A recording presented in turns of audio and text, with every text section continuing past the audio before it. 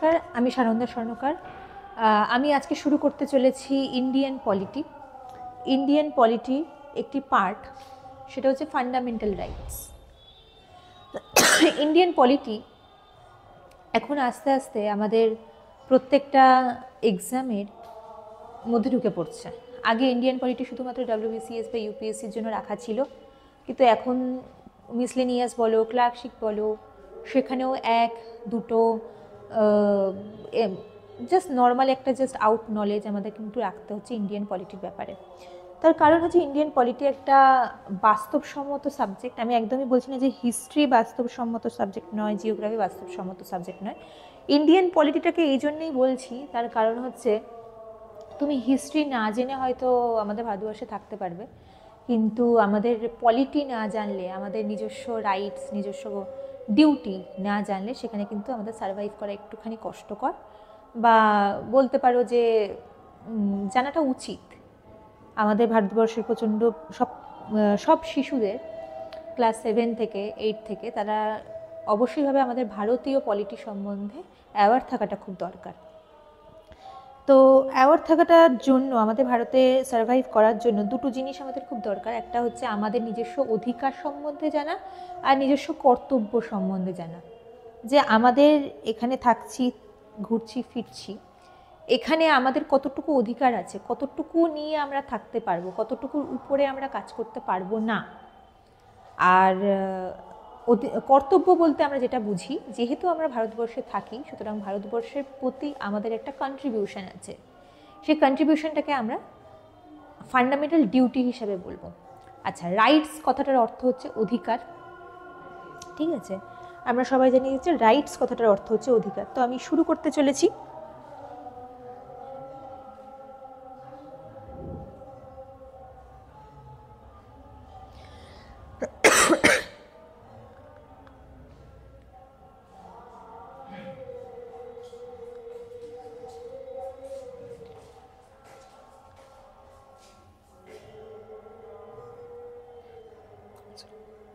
আচ্ছা, শুরু করতে চলেছি কি ফান্ডামেন্টাল ফান্ডামেন্টাল রাইটস। আচ্ছা, রাইটসের বাংলা অর্থ হচ্ছে অধিকার। আমাদের বাড়িতে থাকার জন্য বা যখন আমরা ছোট থাকি তখন আমরা আমাদের এই অধিকার সম্বন্ধে জ্ঞাত হই না, কিন্তু যখন আস্তে আস্তে বড় হই, ফ্যামিলির কাছে থাকতে থাকতে, বাবা মার কাছে জানতে জানতে আমরা হুট করে একটা অধিকার সম্বন্ধে জ্ঞাত হতে থাকি। তার কারণ আমরা মাঝে মধ্যেই শুনতে থাকি যে এটা আমার অধিকার, তাই আমি এখানে থাকছি, এটা আমার প্রাপ্য, তাই আমি এখানে থাকছি। সুতরাং আমাদের ভারতবর্ষে বা যে কোনো জায়গায় থাকতে গেলে আমাদের বেসিক কিছু অধিকার সম্বন্ধে জানতে হবে। কিছু অধিকার আমরা ইনহেরিটেড পাই। ইনহেরিটেড কথাটার অর্থ হচ্ছে বাবা মা দিচ্ছে বলে আমরা পাই। বাবা মার আছে, সুতরাং বাবা মার থেকে আমরা পাচ্ছি। যেহেতু বাবা মাটা আমাদের নিজের, সুতরাং বাবা মা জিনিসপত্র আমাদের একটা অধিকার আছে, যদি আমাদের বাবা মা বলে থাকে। আর ভারতবর্ষে যেহেতু পুরো শাসনটা আমাদের প্রাইম মিনিস্টার বা প্রেসিডেন্ট করছেন, এবং সেখানে আমরা একটা নর্মাল অর্ডিনারি সিটিজেন, তো অর্ডিনারি সিটিজেনদের ক্ষেত্রে কিছু কিছু অধিকার আমাদের জেনে রাখতে হবে। এবং এটা একটা না, অনেকগুলো রয়েছে যে অধিকারগুলো জানলে আমরা যে কোনো ক্ষেত্রে ভালোভাবে জীবনযাপন বা ভালোভাবে থাকতে পারবো এবং সবাইকে জানাতেও পারবো। তো এই ফান্ডামেন্টাল রাইটসটাকে আমরা আমাদের অধিকারের মধ্যে ফেলবো, বেসিক অধিকার। আচ্ছা, আরেকটা জিনিস আছে ফান্ডামেন্টাল ডিউটিজ।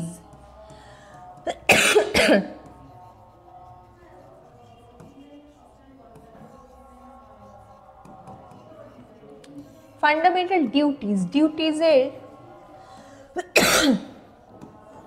বাংলা কথা কি? কর্তব্য। আচ্ছা, কর্তব্য আর অধিকারের মধ্যে তফাৎ কি? কর্তব্য যেটা তোমাকে করতে হবে সেটাকে আমরা কর্তব্য বলছি। যে কোনো পুলিশ অফিসার যখন আমরা দেখতে পাই রাস্তায় কাজ করছে, তাকে আমরা বলি যে অন ডিউটিতে আছে, মানে তিনি কর্তব্যরত অবস্থাতে রয়েছেন। কিন্তু আমাদের কখনো বলবে না যে এই অর্ডিনারি সিটিজেনটা অন রাইটস আছেন। অধিকারটা আমাদের নিজস্ব বোধ, যেটা আমাদের দরকারে কাজে লাগবে তখনই আমরা অধিকারটা ফলাতে পারি, আদারওয়াইজ আমরা বারবার করে কথাটা বলি না। তো কর্তব্য, যেটা আমাদের ভারতের প্রতি কন্ট্রিবিউশন বা কাজ আমাদের করতে হবে, সেটাকে আমরা ফান্ডামেন্টাল ডিউটিজের মধ্যে পড়ছি। তো ডিউটিজের মধ্যে যদি আমি ধরো এক্সাম্পলও একটা দিই, ধরো তোমার কাজ হচ্ছে আমাদের ভারতবর্ষে যে ধরনের মনুমেন্টসগুলো আছে, যে ধরনের হেরিটেজ জিনিসপত্র আছে, সেগুলো সংরক্ষণ করা বা সেগুলো একটু দেখভাল করা, সেটা কিন্তু আমাদের কর্তব্যের মধ্যে পড়ে, যেহেতু এটা আমাদের ভারতবর্ষের হিস্ট্রিটাকে বয়ে নিয়ে চলছে। ঠিক আছে, আচ্ছা। আর ফান্ডামেন্টাল রাইটস কীরকম? রাইটস বলছে, ধরো প্রথম যে ফান্ডামেন্টাল রাইটসের কথা বলবো আমরা, সেটা হচ্ছে আর্টিকেল 14। ঠিক আছে, আর্টিকেল 14 কি দিয়ে শুরু হচ্ছে? শুরু হচ্ছে equality.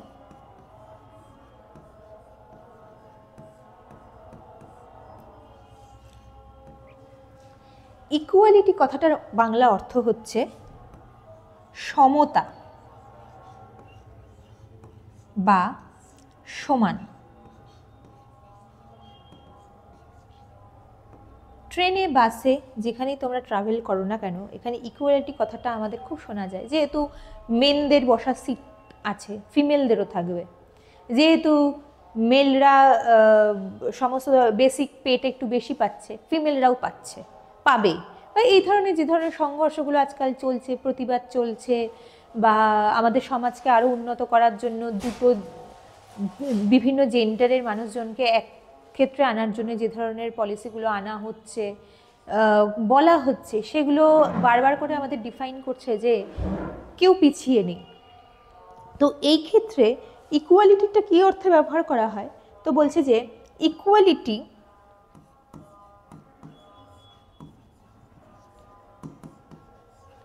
of law and equality before law, এই দুটোই আমরা আর্টিকেল 14 মধ্যে পাবো। অনেকে যারা বড় পরীক্ষা দিচ্ছ, তাদের জন্য তো দুটো জিনিসের একটা বেসিক ডিফারেন্স বা বেসিক এক্সপ্লেনেশন খুব দরকার, খুব জানাটা দরকার। আর যারা ছোট ছোট পরীক্ষা দিচ্ছ, তাদের জন্য আর্টিকেল 14 কি বলা হয়েছে না, ইকুয়ালিটির কথা বলা হয়েছে। এইটুখানি পড়লেই একদম এনাফ হয়ে যাবে। কিন্তু যারা বড় পরীক্ষা দিচ্ছ, যেমন বিসিএস মেন্স দিচ্ছ, ইউপিএসসি মেন্স দিতে চলেছ, ইউপিএসসি প্রিলিমস দিতে চলেছ, তাদের জন্য কিন্তু এই যে কথাটা equality of law and equality before law, এই যে একটা প্রিপোজিশনের একটা যে ডিফারেন্স, সেই দুটো ডিফারেন্স কিন্তু আমাদের জানতে হবে। কীরকম, সেটাই আমি তোমাদের আজকে বলবো। Equality of law and equality before law. প্রথম যেটা বলি সেটা হচ্ছে ইকুয়ালিটি বিফোর ল।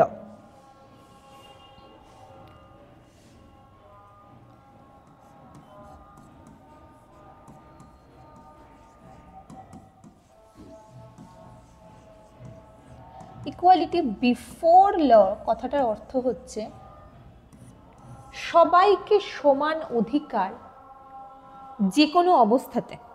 ঠিক আছে, যেমন যদিও আমার মনে হয় না খুব একটা এগুলো মানা হয় বলে, বাট এটা আমাদের অধিকার। তোমরা এই সমস্ত জিনিসপত্র নিয়ে প্রতিবাদ করলেও করতে পারো।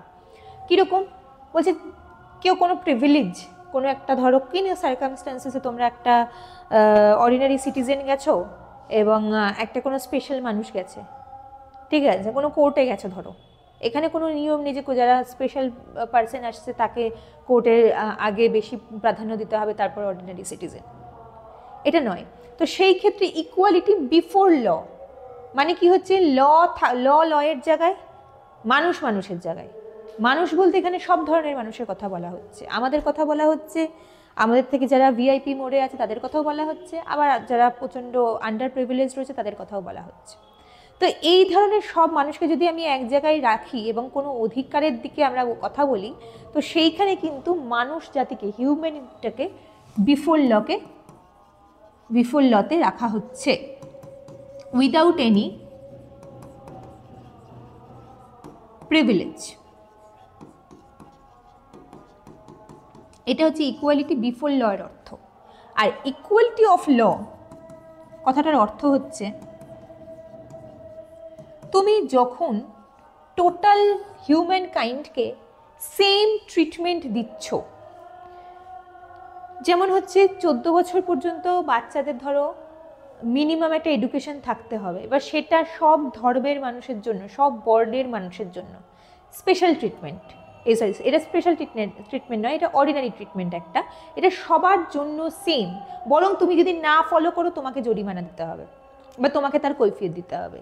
এই যে ইকুয়ালিটি অফ ল, এই লটা সবার জন্য। যেমন কোনো ফোর্স লেবার তুমি অ্যাপ্লাই করতে পারবে না উইদাউট দেয়ার পারমিশন, বা একটা শিশু শ্রমিক আমরা যারা বলি, শিশু শ্রমিক এখন টোটালি প্রহিবিটেড, ঠিক আছে? এটা সব ধর্মের জন্য। তুমি যদি এখন কি বলে বিশাল বড় লোকের কোনো সন্তান হও, তার তুমি শ্রমিকের কাজ, শিশু হয়ে শ্রমিকের কাজ যেরকম করতে পারবে না, সেরকম যাদের নূর আনতে পান্তা ফোড়াই এরকম ঘরের ছেলে, তারাও কিন্তু কোনোভাবেই শিশু শ্রমিক হিসাবে কাজ করতে পারবে না। যদি করে তাদেরকে কিন্তু জরিমানার ব্যবস্থা করা রয়েছে। তো এটাকে আমরা বলবো হচ্ছে ইকুয়ালিটি অফ ল, যেটাকে আমরা বলবো হচ্ছে ইকুয়াল ট্রিটমেন্ট।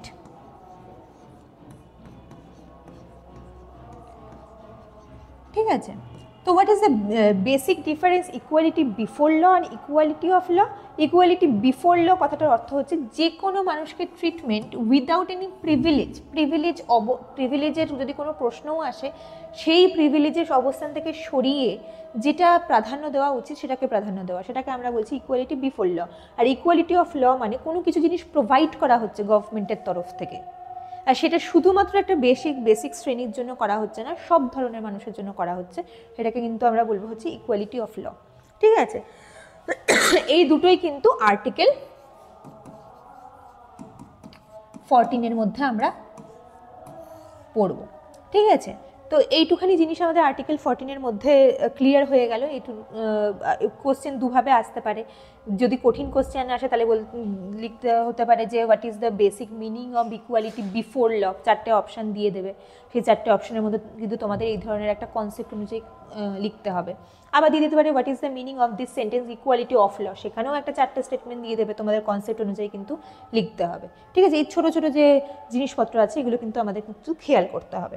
আচ্ছা, এরপরে যে আর্টিকেলটার কাছে যাব সেটা হচ্ছে আর্টিকেল 15। সবার কাছে ক্লিয়ার হয়ে গেছে আর্টিকেল 14? আচ্ছা, এবার আমরা যাব হচ্ছে আর্টিকেল 15-এ।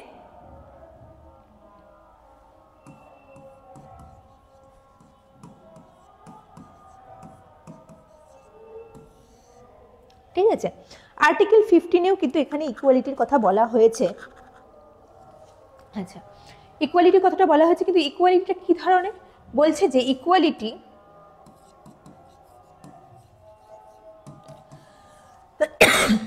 without any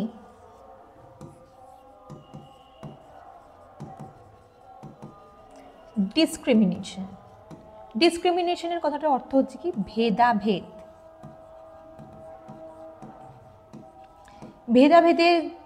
ভেদাভেদ জিনিসটা কি কি ক্ষেত্রে আসছে ইন্ডিয়ান পলিটি? সেটা হচ্ছে যে কোনো রেস মানে any community, religion and sex কথাটার অর্থ হচ্ছে এখানে জেন্ডার স্পেসিফিকের কথা বলা হয়েছে। আচ্ছা, তো equality without any discrimination on the ground of race, religion, caste. ঠিক আছে? আচ্ছা, এটার বাংলা কথাটার অর্থ কি? আমাদের প্রত্যেক দিন চলাফেরার ক্ষেত্রে আমরা বিভিন্ন ধরনের লোক দেখতে পাই, বিভিন্ন ধর্মের লোক দেখতে পাই, বিভিন্ন বর্ণের লোক দেখতে পাই, এবং সেই বর্ণ, জাতি, ঠিক আছে, এবং ধর্ম, এই তিনটের ঊর্ধ্বে গিয়ে আমাদের ভারতীয় সংবিধান যে আমাদের যিনি ট্রিটমেন্টগুলো প্রোভাইড করে, সেই ট্রিটমেন্টগুলো আমরা পাওয়ার অধিকারের মধ্যে পড়ে। যেমন তুমি রেলওয়ে স্টেশনে একটা ওয়াটার ট্যাপ কল দেখলে, এবং ওয়াটার ট্যাপে কি তুমি খেতে গেছো, জল খেতে গেছো, এবং সেখানে একটি খুব দরিদ্র দুস্থ, হয়তো আন্ডার প্রিভিলেজ কোনো সন্তান, কোনো মায়ের সন্তান সেখানে জল খেতে গেছে। তুমি তাকে কখনোই বলতে পারো না যে তুমি এখন খেও না জল, এটা আমাদের খাওয়ার জায়গা। ঠিক আছে? এরকম একটা ব্যাপার। সেরকমই একটা কলেজে তুমি পড়তে গেছো, সেখানে দেখা গেল অনেক দূরের কোন প্রান্তের একটা যে কমিউনিটির ব্যাপারে তুমি জানোই না, ঠিক আছে, সেইখান থেকে একটি মেয়ে বা ছেলে অত্যন্ত কষ্ট করে পড়াশুনো করতে এসেছে, যার গায়ের রং দেখে তোমার হয়তো একটু ইতস্তত বোধ হতে পারে।